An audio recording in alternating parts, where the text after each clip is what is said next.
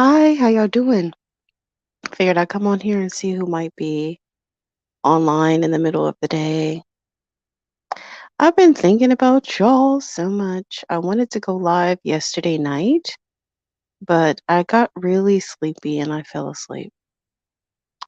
My schedule has changed such that my days start a lot earlier and there's a lot more packed into the day. There's just a lot going on.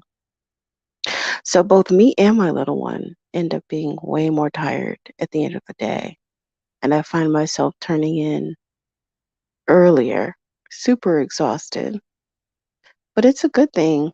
Hey, selfish. I was literally thinking about you this morning. I was literally thinking about you this morning, selfish. Um, just you, just everybody that I've missed, um, due to not going live and not posting on Instagram. Just thinking about you ladies and hoping that everyone's doing well. Um, yeah, that's what I've been thinking about. I'm kind of dipping in. I've kind of like not really um been super in the space lately, as I told y'all the last time. The last time I was on, um I was immersed in geopolitics for a while, and now I'm kind of shifting back to other things, and I'm thinking about like networking and being strategic about where you are and how you spend your time. And that's definitely something that I want to share with you ladies. As far as getting into the rooms that you need to get into to advance your life, and I'm kind of experimenting with a few different things and will definitely be sharing as I do them because a lot of these spaces, like, of course, you have your exclusive galas and, um, like really pricey fundraisers and stuff. But you also have these little passion projects from time to time. So you really have to kind of keep your ear to the streets and keep your eyes open because sometimes really wealthy people will have these side passion projects. Um, and they'll create a foundation or some type of initiative for it. And it really, it'll be just getting off the ground. But if you can get in early on some of these passion projects or smaller initiatives, it's very accessible. A lot of times the tickets are under $50, and that will get you in the room with that wealthy person and her closest friends or his closest friends. Because it's not a huge, big established organization that, is hard to get into, you know. So that's definitely you know, something to keep in mind, ladies. Uh yeah, it's something to keep in mind. Hey, smiles for you. Hey girl, hey. And how could you find out about some of these? I would say just kind of like getting into the right social media groups is a good way to do that. And also, some of the churches and some of the wealthier neighborhoods too. Um, this, so literally a lot of these ministries don't have a lot of people in them.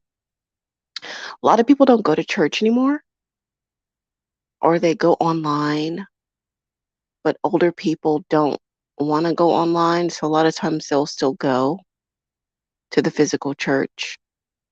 So a good way to meet older, wealthier women is to go to a church in a wealthy neighborhood and get involved in a ministry. You know, it could even be like uh, volunteering with the food pantry or volunteering to do kids ministry or volunteering on like a service project at a church in a wealthy neighborhood will give you good access to network with wealthier people. So that's definitely something to keep in mind. I recently met a woman who took a liking to me. She's a wealthy woman, a wealthy older white woman, and she's opening her Rolodex up to me. I don't just because I don't know why, you know.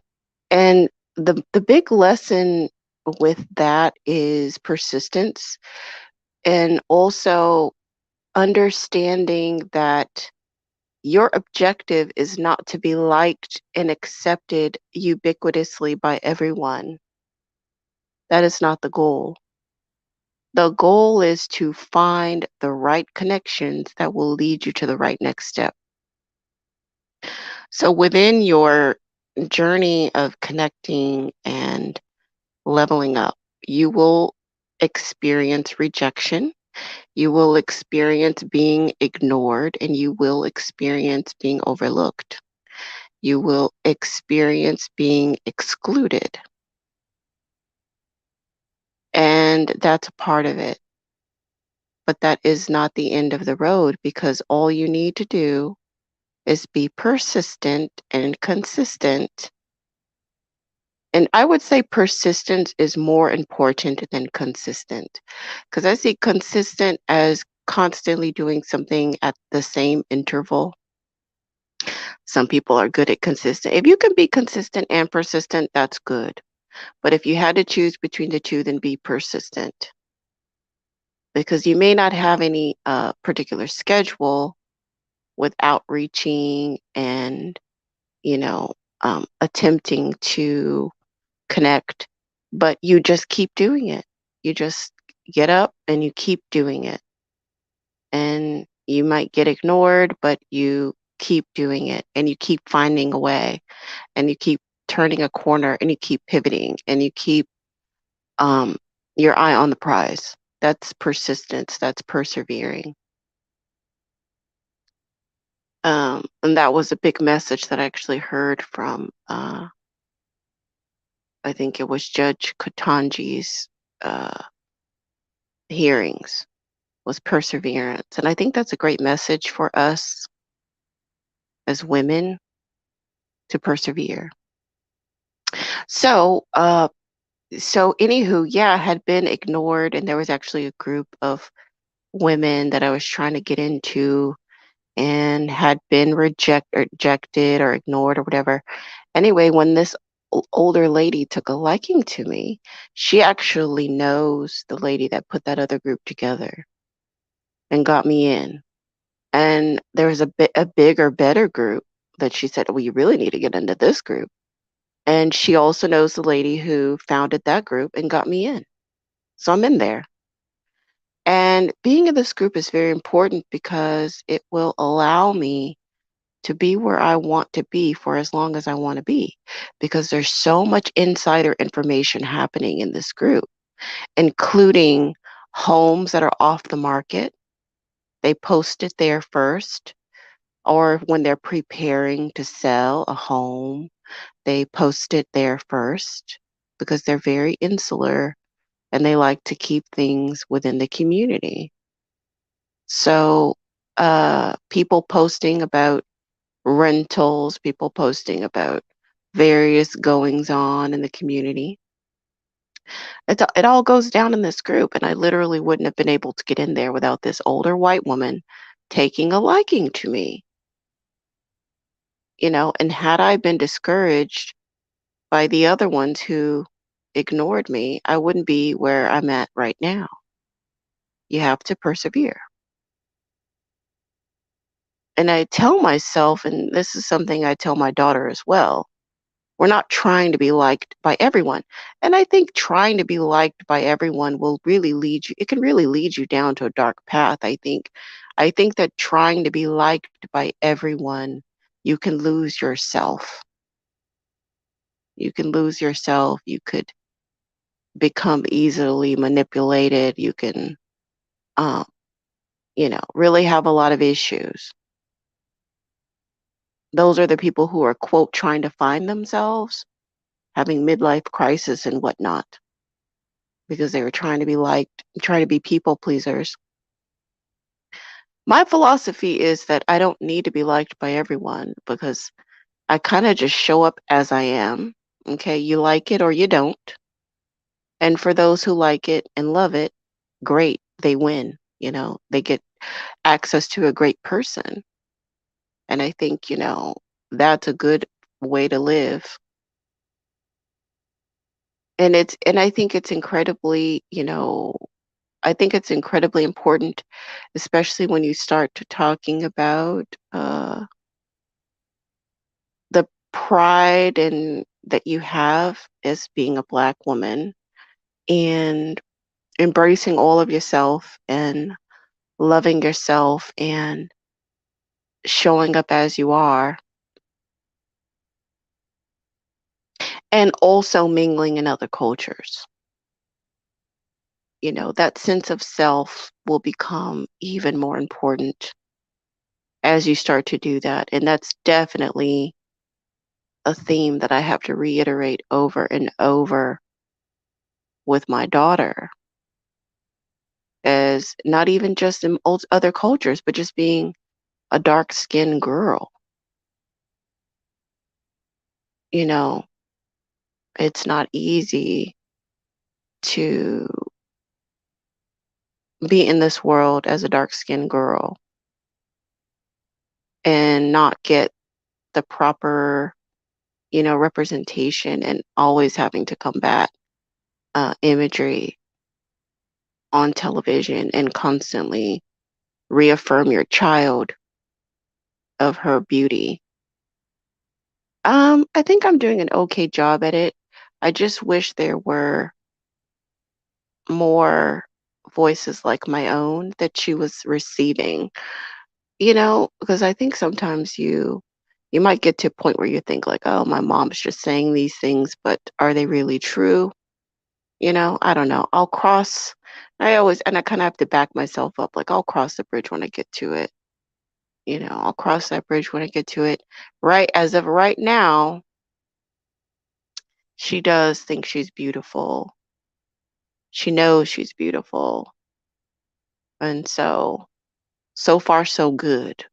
I just want to keep that going. I want to keep that energy going to where she knows that she's beautiful. Um, Selfish says, girl, we are on the same page. My whole summer will be spent networking and putting myself out there. Oh, that's wonderful, Selfish. I love it. I love it. I love it. I love it. Hey, fine womanhood.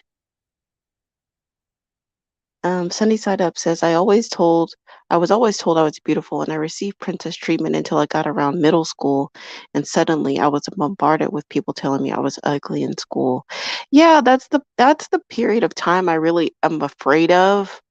I'm afraid of middle school and high school. That's the part that worries me. We're not there yet, but I do worry about that time frame. Children can become incredibly cruel, and there's just so much there's so many changes um happening in young people at that time that you know I'm concerned about, but so far my game plan is to maintain a good communication um with her, and you know I don't know what else I can do. Maybe uh maybe we can, I can be really intentional about bringing her in spaces that celebrate Black beauty, rather they be, sorority events or Black beauty contest or photo shoots or whatever, things that celebrate Black beauty. I think that girls need to know that there's glamour and elegance and beauty in being Black, even if you're not receiving that from the greater population, even if you're not receiving that in the greater whatever. Because in hindsight, now that I'm on the other side of things and I feel that things are reversed, like everything that I didn't like is working for me. You know, be in the 90s and early 2000s, there was no BBL, okay? There's no BBL. There was no, you know, maybe a little bit in the South, being thick was okay, but I feel, and especially when you're talking about multicultural spaces, more of the stick figure, more of the thin or athletic build or the thin, rail thin build was popular. And it really was like not ce- thick, shapely bodies were not celebrated. Big lips were not celebrated. And all these lip fillers and injections that are popular now, this was not going on in the 90s and early 2000s. Okay. So, everything that I was somewhat self conscious about is what makes me win today. You know what I mean?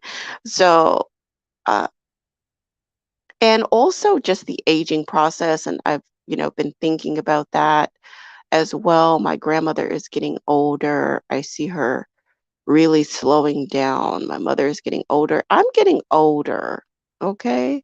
I'm getting older, and the things that, there's just things are happening, and, gray hairs and wrinkles and, you know, just a lot of things. And I'm just thinking about,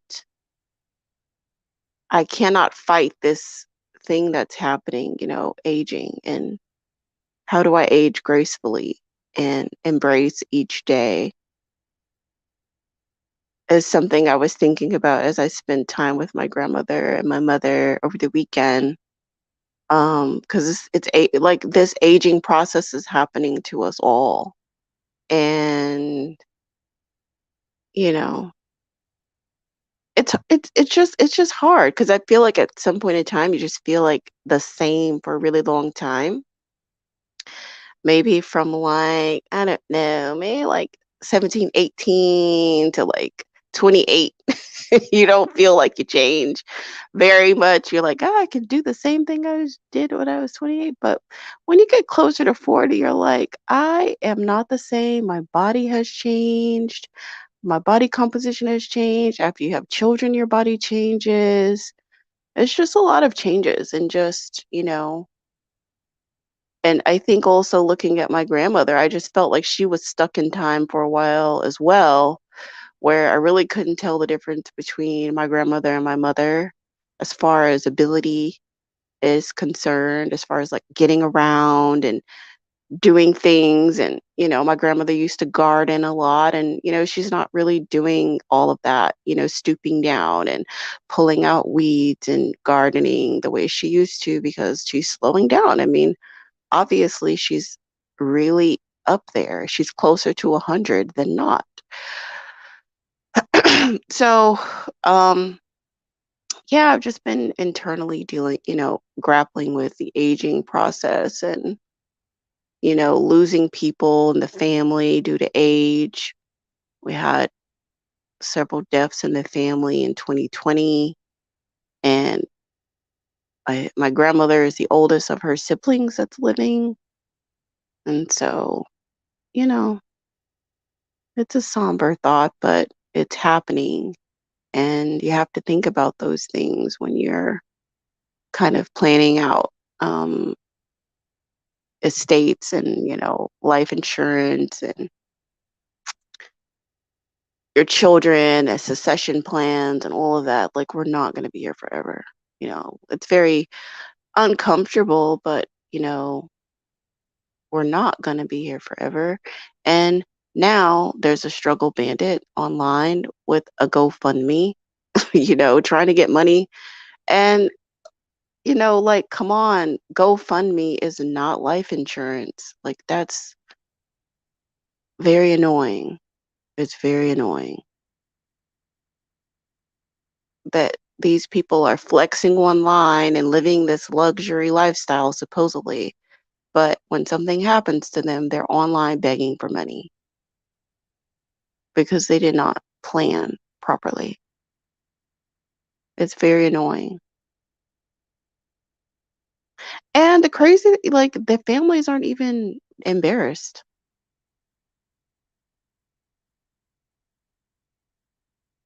you know?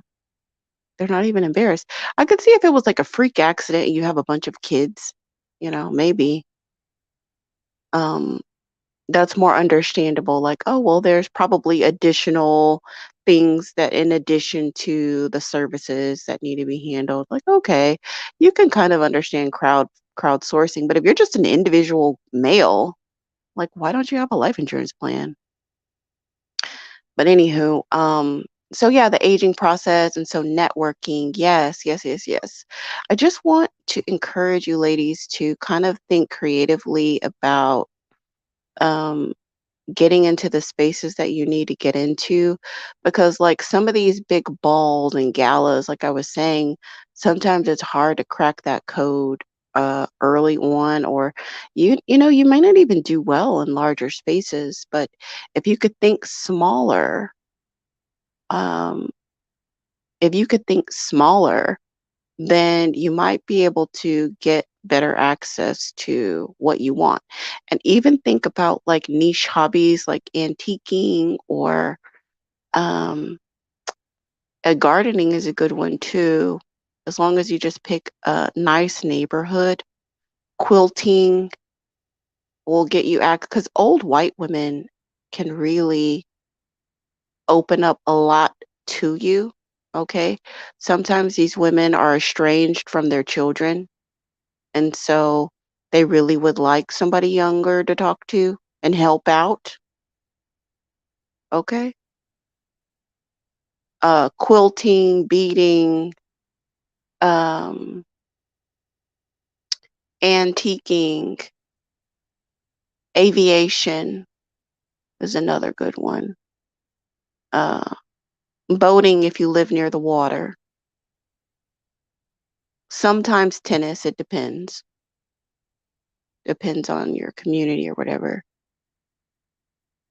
And then also some of the smaller, you may be trying to get into an exclusive golf club or whatever. Well, that may be kind of hard, but sometimes if you go to the public golf courses, um, when they're having events, find out, like, just look on there. Architecture is a good one too.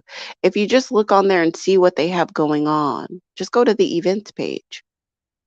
Sometimes they may be having a retirement party or a whatever, and it's open and you can go. Sometimes people that go to the ones that are public are also members of the private golf course. So there you go. That's how you can start getting notice so that you can get an invitation to the private golf course. So, there's stepping stones to get closer to where you want to go. Because for those who are dating, that's going to get you, of course, access to better men. If you're already in a relationship, then it's great because you get to hear about opportunities and things that will help grow like your own family. Okay. And oh, another thing to think about is uh, Republican women's groups. I mean, you could do, depending on where you live, it might make sense to do the Democratic women's groups too, but consider both. And, I don't really preach any particular party on this channel. I think you should just go with whoever's winning. Okay. Whoever's winning and whoever's in power, just shift your allegiance as needed. Okay. Don't die on a burning ship.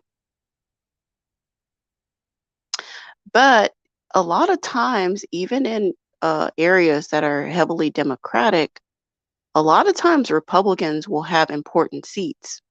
They may be like county commissioner or, you know, county budget manager or whatever in a Democratic area. So just because your state rep or your rep is Democratic doesn't mean that Republicans aren't controlling the purse strings, aren't controlling the contracts that are given, aren't writing policy. So I would consider, even if you just want to go and audit, but just kind of just say, hey, I'm curious about, the party. I don't know much about it. And go to a Republican women's group. That will grant you access to a lot of information and kind of learning the lay of the land of your community.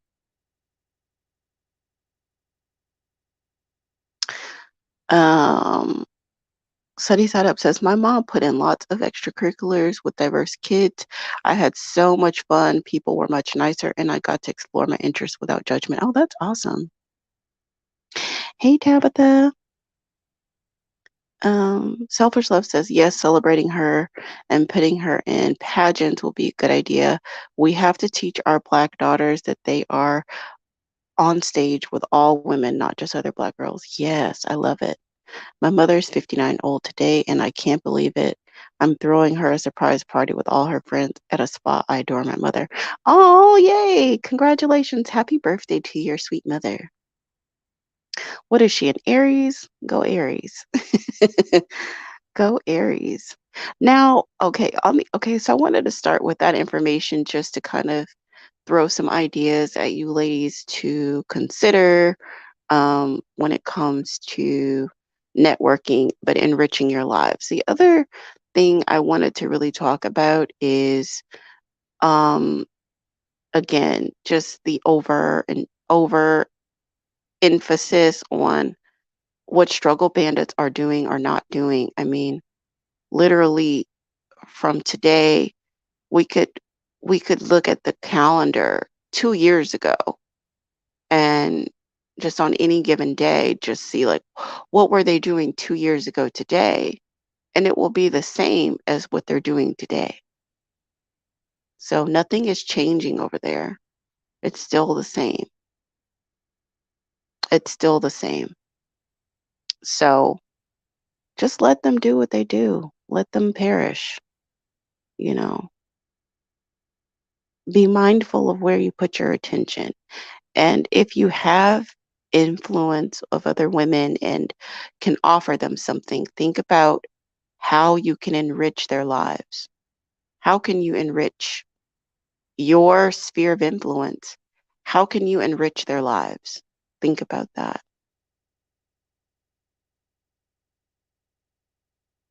How can you bring value to them? Be of service to them. And that will allow us to continue this journey. Um, some of these male worshipers are also a lost cause. And I feel like, I've talked to friends offline about this. I was talking to a girlfriend about this yesterday. Uh, she called and we were talking about some things, and then she has this opportunity coming up on Wednesday that she was like wanting to kind of just chat with me about. And, you know, there are a lot of friends that she has that don't understand why she moves the way she moves or different things about the man that she's with and them kind of, interjecting what they think this and they think that and yada, yada, yada. But ultimately, you know, the philosophy and the framework of life, like the view of life and how you approach life is so drastically different that their opinion really isn't of use, and it can be distracting and annoying. Why should you upset yourself? Why should you know what I mean? You could be doing anything with your day. Why should you call this person who doesn't agree with your lifestyle and be upset? Doesn't make sense. because ultimately they're happy being 50-50 and they don't mind, paying bills and letting men borrow money and all this stuff. They have the right to do that. Okay? They do. They can lend money and rehab. They can be a rehabilitation for males if they want to. Ultimately, someone would have to want to live a different life. I don't think that it's our job to save these women from themselves. I really don't. And I think that it is a burden that needs to be released by Black women. It's not your job to make these women do anything different than what they're doing. It's not. Release yourself of that burden. Because you could use that time to connect with women who are trying to live a better life, and you can help each other out. And it's the same that goes with women who are still committed to struggle bandits. It's not your job to convince them that what they're doing is wrong, it's a waste of time, and they're being stupid and, you know, no, because it's just you don't gain anything from it. They don't gain anything from it because oftentimes they'll just dig their heels even deeper into what they're doing. And they will become more committed to what they're doing in the process of you going on this campaign to try to convince them that they're being stupid. And then in the meantime, you have these other women who would like to level up and they didn't gain anything from it either. Because they've already, there's women who've already come to the conclusion and they're ready to grow.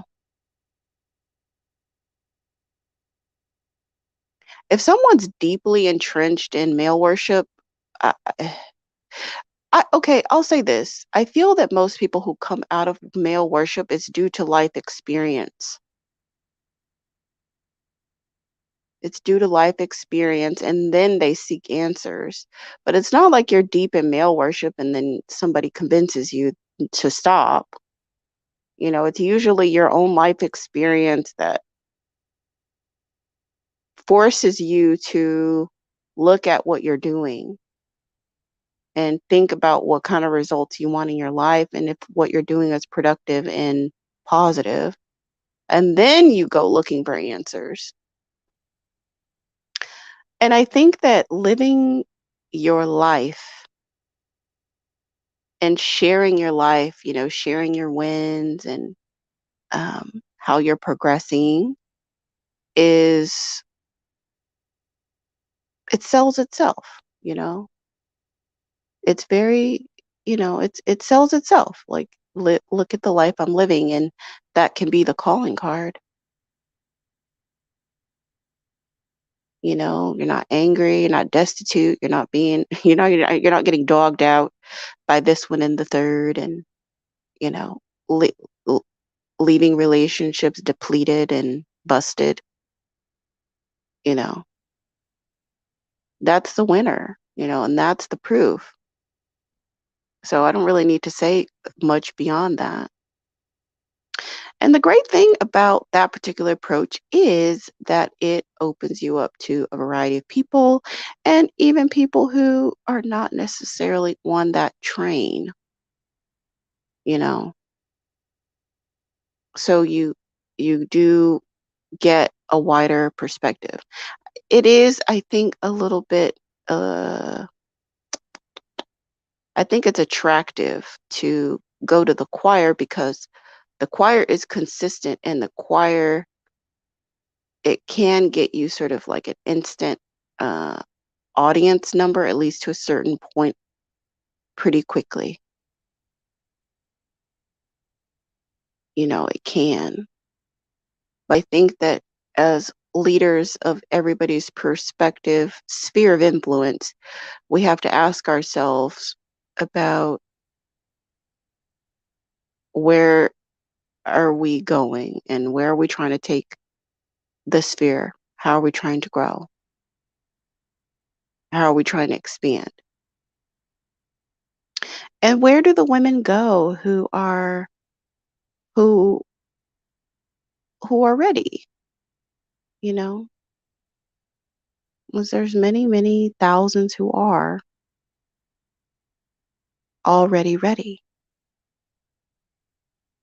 And they don't want to spend a lot of time analyzing the various stuff. All the bandits pretty much do the same thing. I mean, all the time. It's always the same. It's nothing new with that.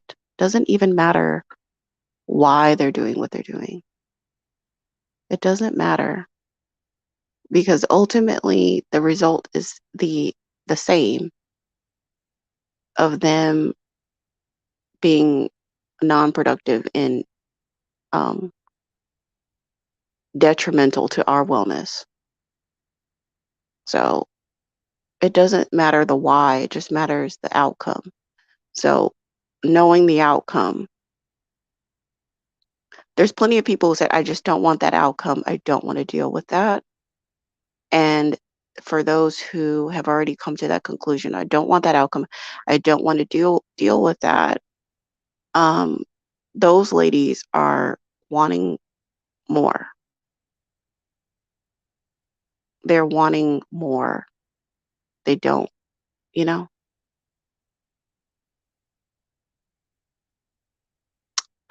Black male worshipers in yes, exactly. Yeah, you got it. Selfish says, I think that women are ready, who are ready are already out there. I realize that we have a lot of Black women still sitting on the sidelines in this community. Yeah, we do. We do. And I see them. I had to take a break from some of the groups I was in, but yeah, I'm in some bigger social media groups of Black women who feel that it's their duty to hold Black men accountable. And they think that if they point out what they're doing, that they will stop it, that they can shame them into being better. Uh, they're there. I don't feel like I would have to convince those women either.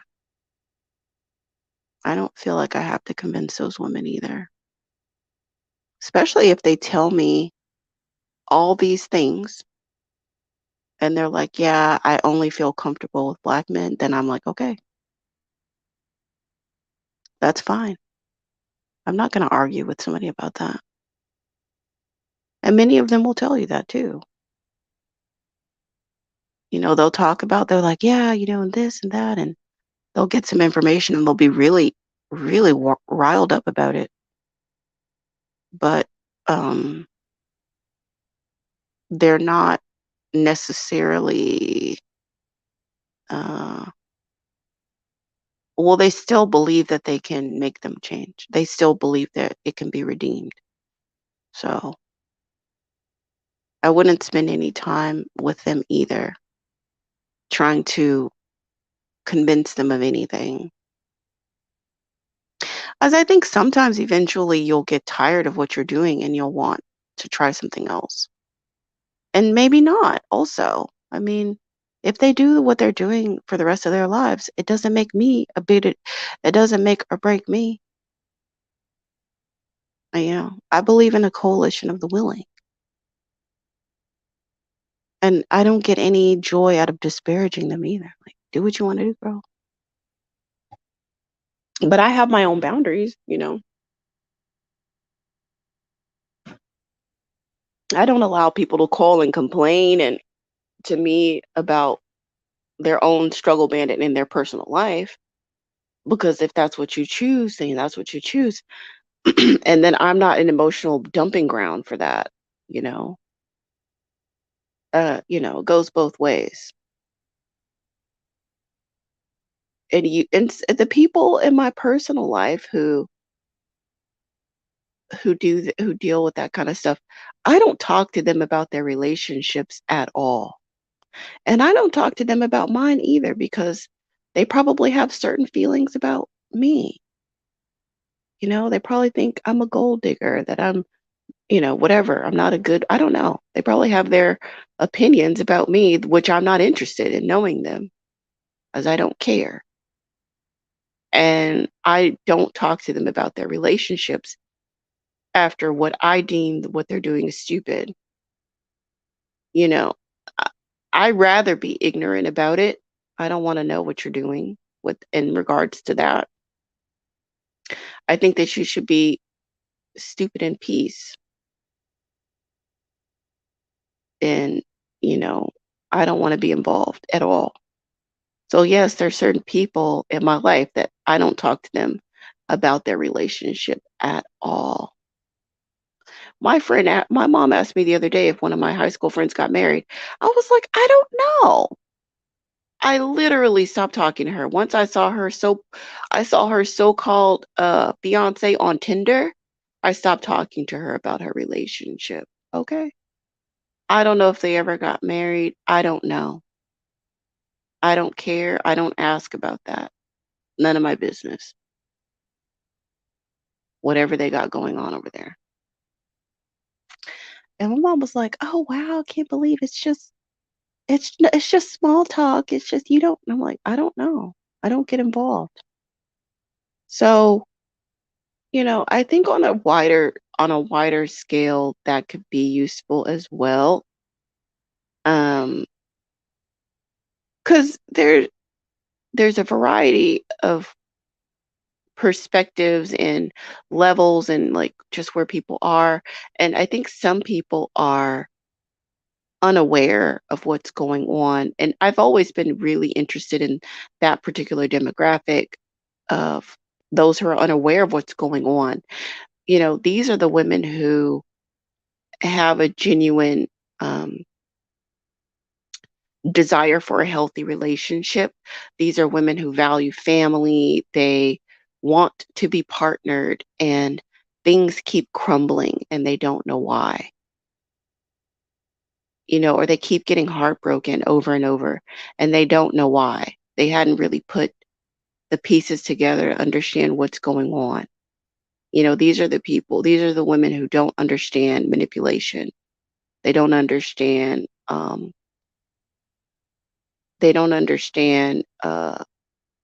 being used, really. And I'm interested in helping those women put the pieces together to understand the logistics of what's happening. Why do you keep getting heartbroken? Why are you going out looking for these particular things from this particular demographic when you're not going to find it there? That does interest me. There are women who are learning, who know, and they still do what they're doing. So those are the women who I feel should just be free to do whatever they want to do. And I wouldn't, I don't put any energy in trying to change anything that they're doing because they learn and they know and they still go down that path. So,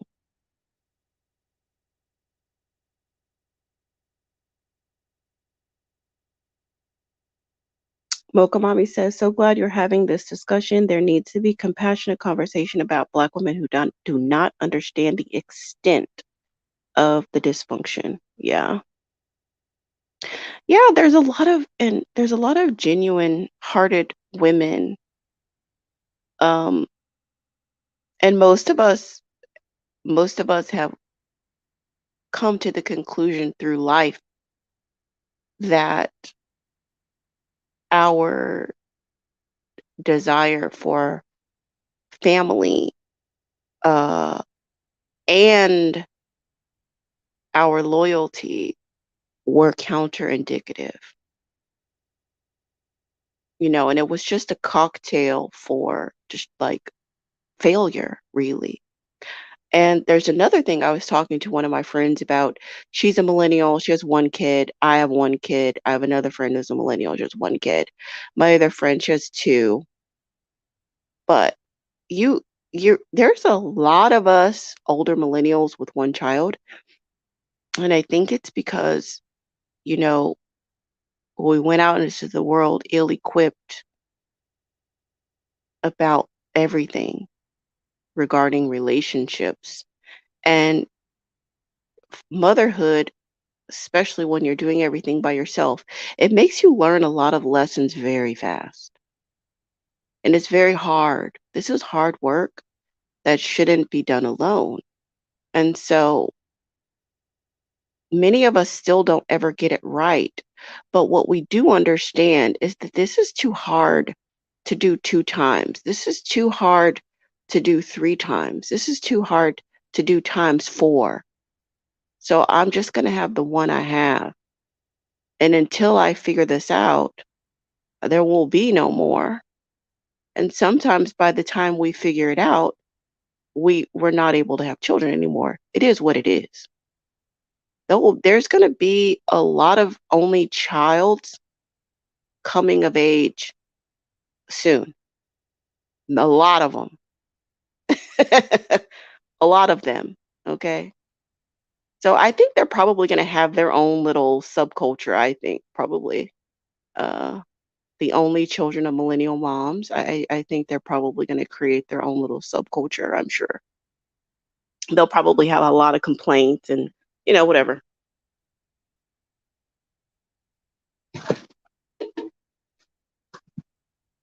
But it's a thing. It's really a thing. Like only children of millennial moms is going to be a thing that will be coming up down the pipeline. So look out for that.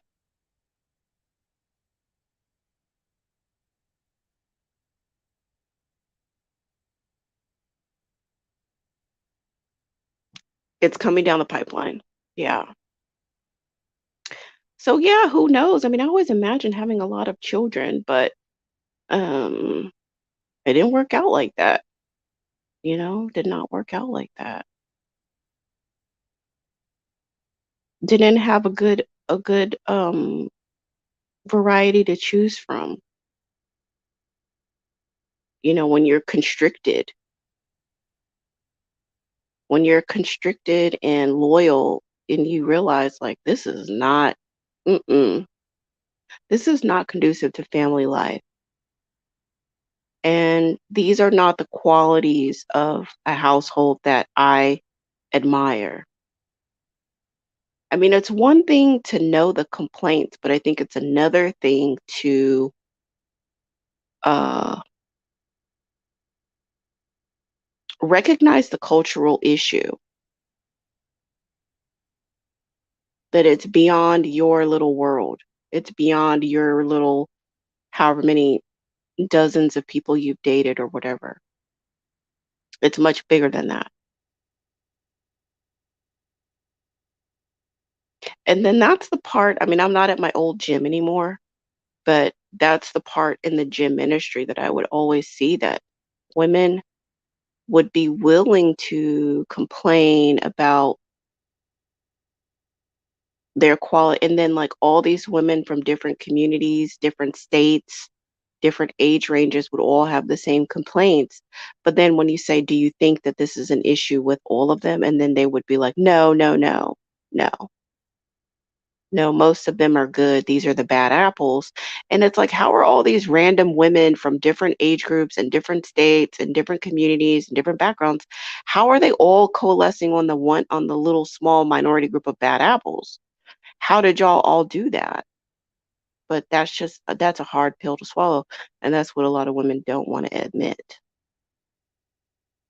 This is not a bad apple issue, it's a cultural issue, a multi-decade cultural issue. And I think that, yeah, it's really important for us to um, accept that, and it will be great that more women accept that idea, because we can't begin to change it unless you accept that there's a problem.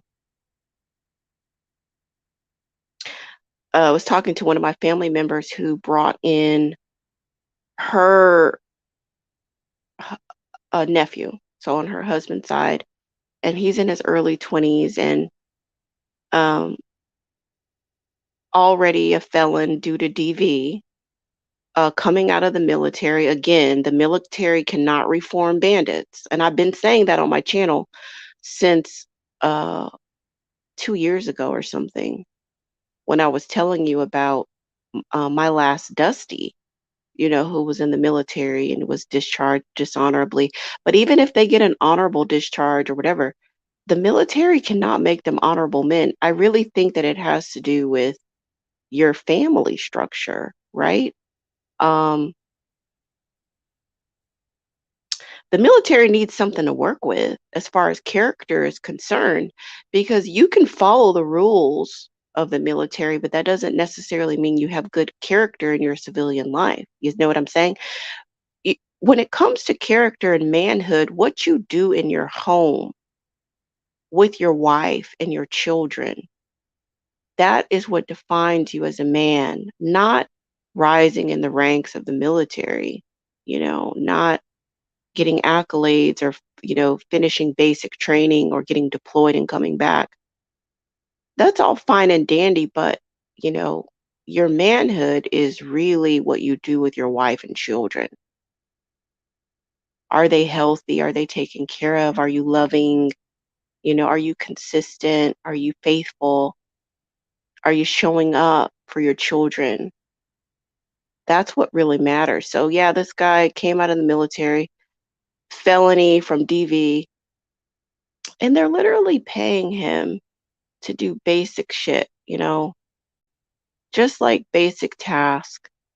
And I was like, I really think that you're making a bad situation worse because he's so entitled. He's just your typical struggle bandit, just all the characteristics of a struggle bandit. It's this young man, very entitled, lazy, uh, his family is black male worshipers, his grandmother and his mother blame women in his life on his mistakes. Oh, well, she made him do it. She this, da da da da. And she wants to handle him like an individual case. And I'm like, listen, okay, I've already seen this play out a million times. I already understand the situation at hand. I'm very familiar with this type of person. And I can tell you that you're literally making everything worse.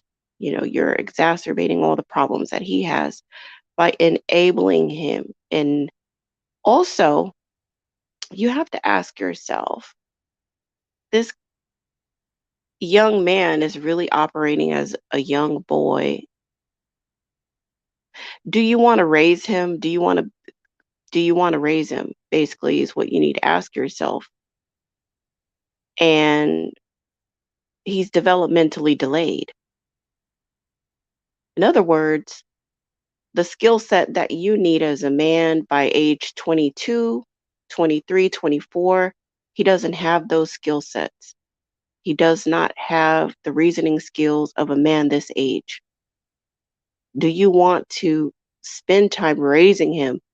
And does he have any desire in even learning anything new?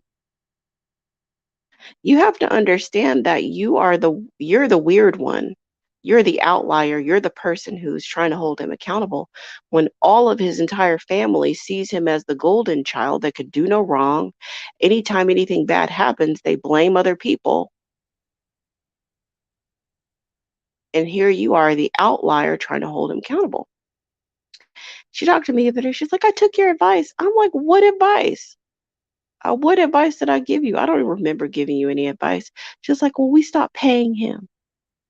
Okay. You know, I tried to kind of subtly tell her this guy he's really emotionally unstable. And she has a son with special needs. I'm like, why would you even want him around your kids? Why would you even want him around your kids? He's not even emotionally stable. He lacks accountability. This is the thing about that. If someone lacks personal accountability, do you really want them in your space? And I think that's the interesting thing when we see these acts of violence and when we see uh, people offing children, grandmamas, and stuff like that. We want to pretend as a community that these things come out of nowhere. Like, he was this great guy. He was a nurse anesthetist. He was a military man. He was a this. He was a blah, blah, blah. And out of nowhere, he offed the mama and the grandmama and the baby. And no, it's never that way. Usually, if you drill down, you could be like, was this a person with integrity? Was this a person who took personal accountability? Was this a person who demonstrated humility? Was this a person who did right when no one was looking? Is this a person who contributed more than what he took? Was this a person who had honor for the people around him? Was this a person who was protective of his family? Was this a person who sacrificed for his children? Was this a person who uh, went without? No, it's always an entitled, emotionally unstable bandit. And then they snap and everyone acts confused. Listen, this guy's already unstable. He won't go to therapy. He won't follow the plan. He won't be seen. Why would you have this huge liability in your home? Why? I think it's because people don't want to admit when things are beyond repair. You're not going to love this entitlement out of him. You will only exacerbate it. And even when it comes to children, people's unwillingness to recognize these early signs always end up in tragedy. She was telling me about this other kid who was literally uh, hurting the baby brother and torturing the baby brother and then burning ants. I said, the next thing this kid's going to start hurting animals, right? If a kid is hurting animals and they get some pleasure out of that, that is a huge warning sign. That child needs immediate intervention. That's not something you grow out of. That's not normal. If they're hurting smaller children and animals, uh, the parents have to get out of la la land and get the child the proper intervention.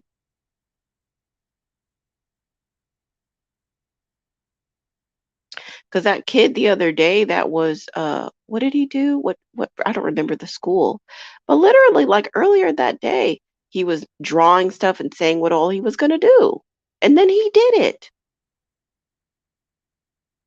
But nobody wants to take any of the warning signs seriously of the emotional instability, the lack of empathy, the lack of remorse.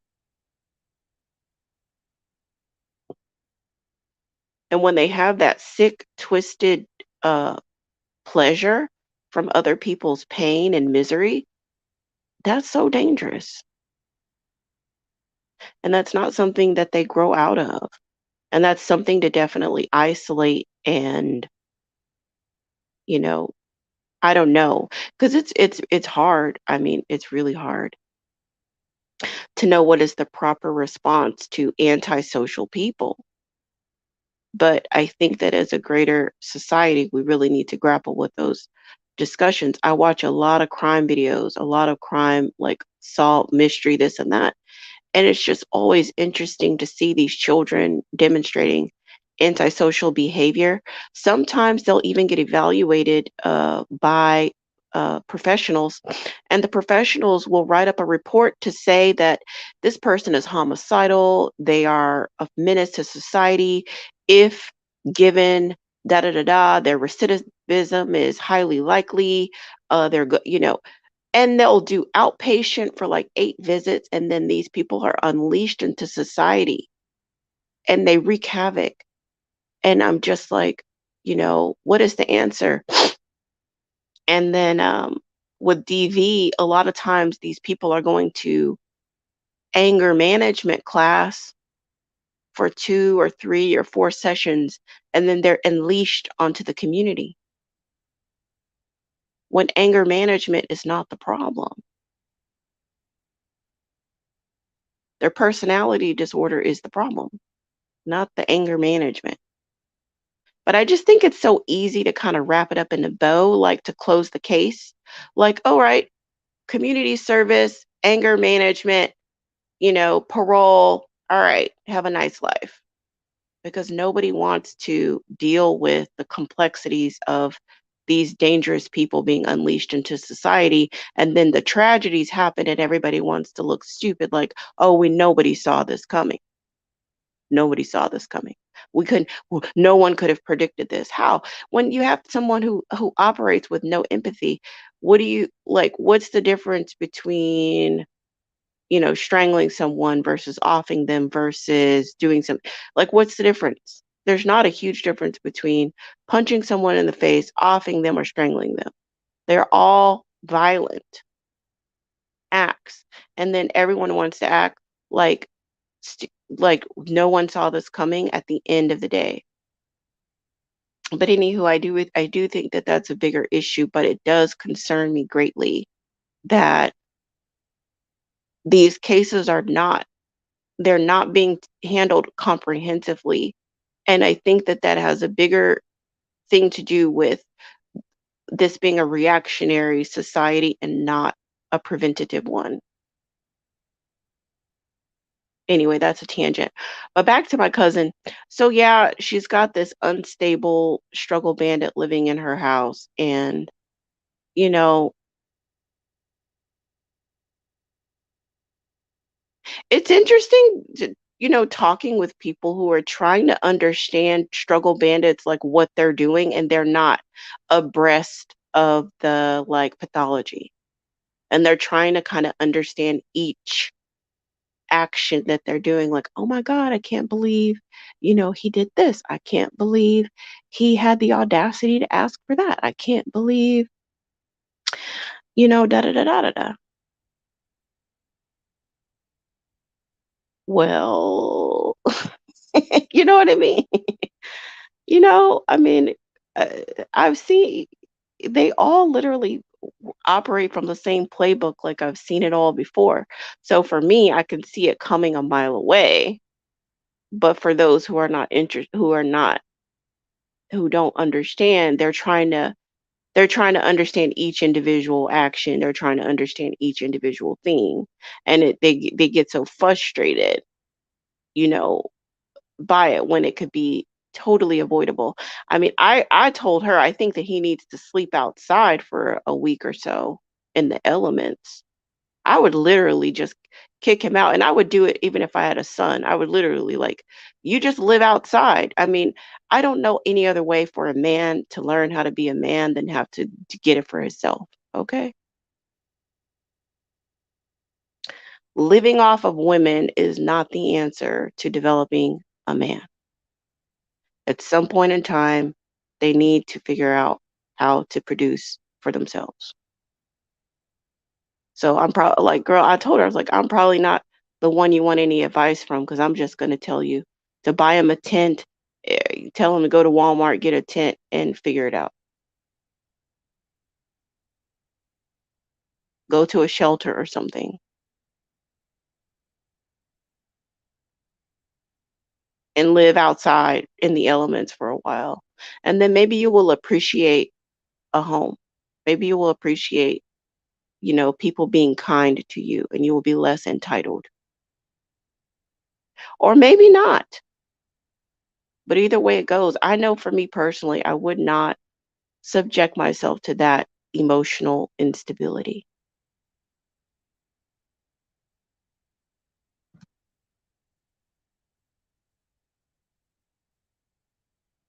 Mocha Mommy says we need better ways to report and confine mentally ill people.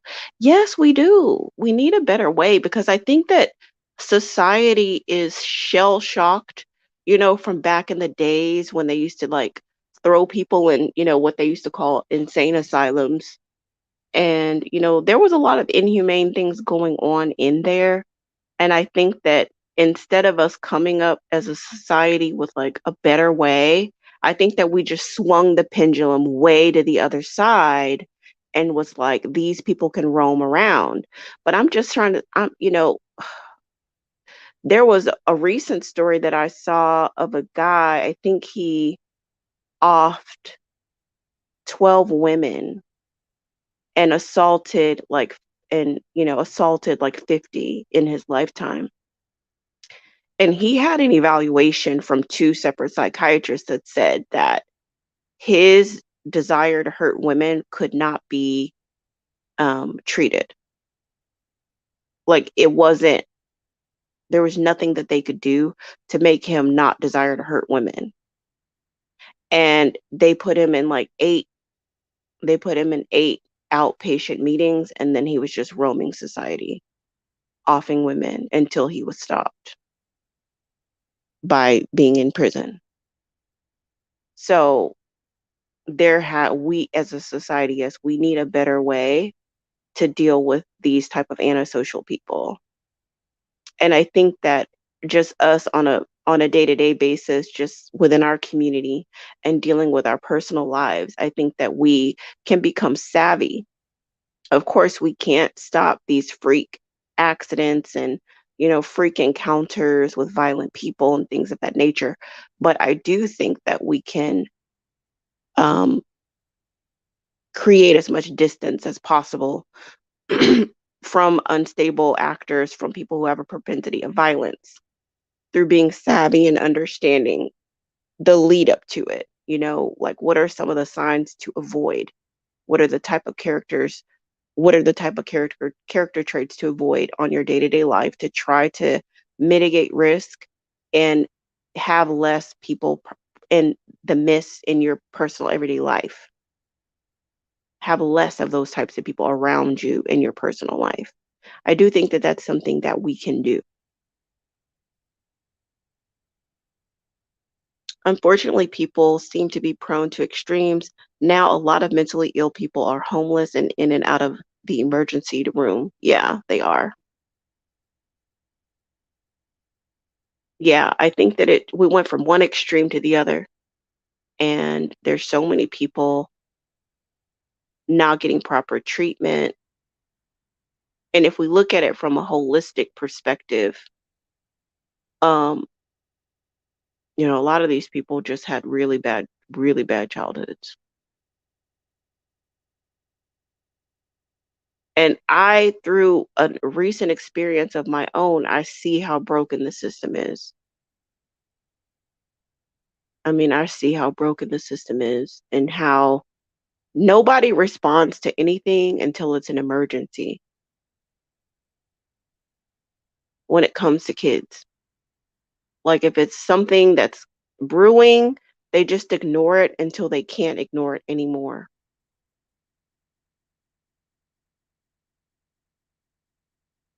And I'm a pretty savvy parent, and I've had challenges navigating different systems. So, you can imagine, other family structures and how they, are totally disadvantaged with navigating different systems and trying to protect their kids. It's just a lot. It's just a lot. And it can be overwhelming, but that's why I always try to bring it back to, your own personal sphere of influence and your own personal space and your own curated family and friend circle, and how you can create a safe bubble for yourself. Because looking at everything can be very overwhelming and daunting, and you can feel pretty powerless. But I do think that we have power within our personal life and our own sphere of influence. Mocha Mommy says, yes, Black women are compassionate people, but I had to stop serving at shelters and food banks. It's just not safe anymore. Yeah, no, it's not safe. It's really not. I think that, yeah, we have to be creative about how we serve. I can tell you for me personally, there was a project that I was working on years ago.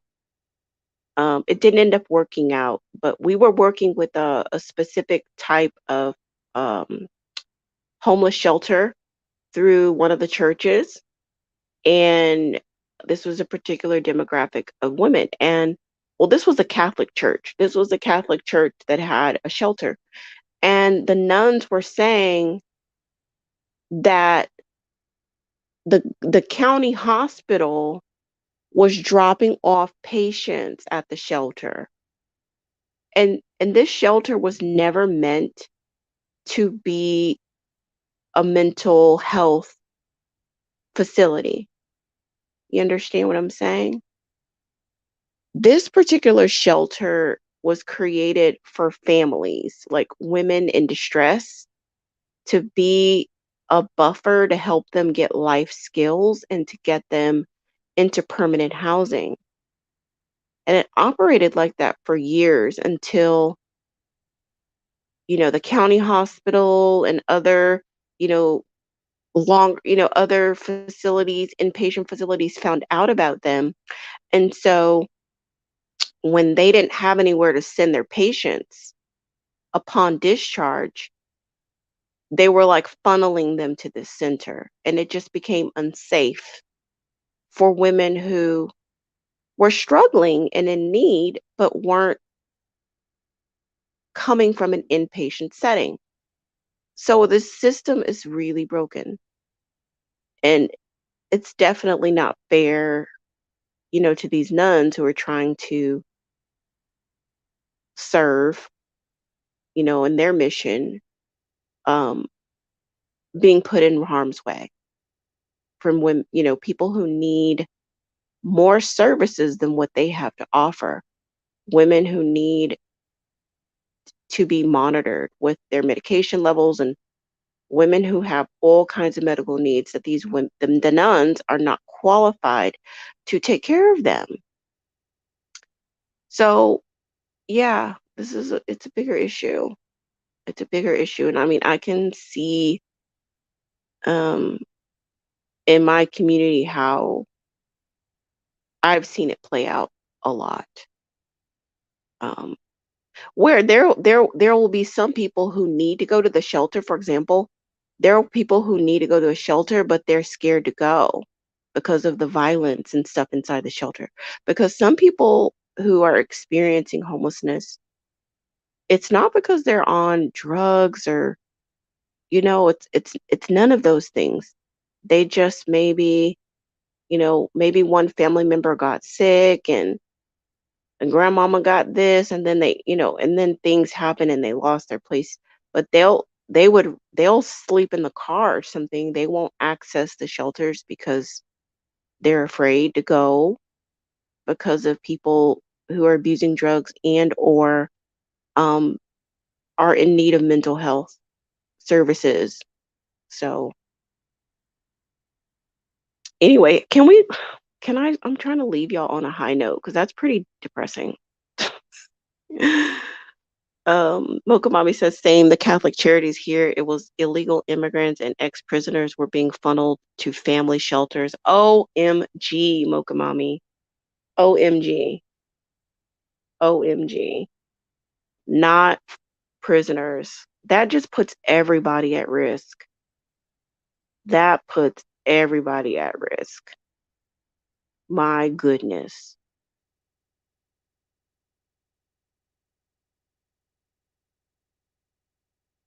Gosh, I wish I had the answers. I wish I had the answers. I really do. I do not have the answers on that because it is so multi-layered, and it's a systemic issue. It's a systemic issue.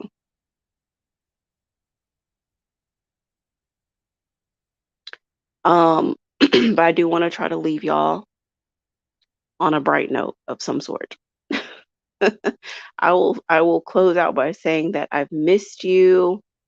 Um I'm kind of got a lot in the air, as far as many things, I don't know, business-wise, housing-wise, um, motherhood-wise.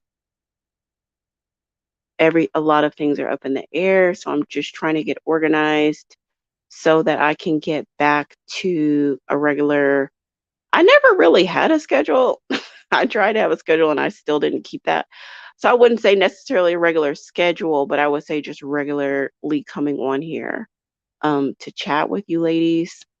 I do want to get back to that and get more organized. So hopefully, let's say by May, we'll have something consistent going. Um, yeah, sure, I'll give myself till May to kind of get my life together and get organized. So I know I had written down a few ideas of some videos that I wanted to do. So there's that. And within my business, I have a couple people coming on board uh, with my business. And so that will be really helpful to, get things more streamlined with that because that's my main source of income is my business. So y'all pray for me with that. I think all things are in divine order. I do think that things are moving forward in the way that they need to, however be it feels slow to me. It does feel slow, but I do see progress. I do see progress in all things. My sister's actually moving closer to me, so that'll be cool. I think that'll be really cool. We haven't lived this close together in many, many, many, many, many, many, many years. So, um, yeah, I'm looking forward to seeing, what can bloom with that relationship. And that's that. More to come soon. I do appreciate you, lovely ladies. And thank you. Welcome to all the new subscribers. I even though I haven't been posting videos, I get notifications every other day about people subscribing. So thank you for subscribing, even though I haven't been posting lately. And I hope that you are enjoying the content that's here on the channel. And thank you for those who have been subscribed and who comment. I really appreciate you ladies. I hope you all know that. And we will talk soon. Y'all have a peace and blessed and prosperous day. We'll talk soon. Peace.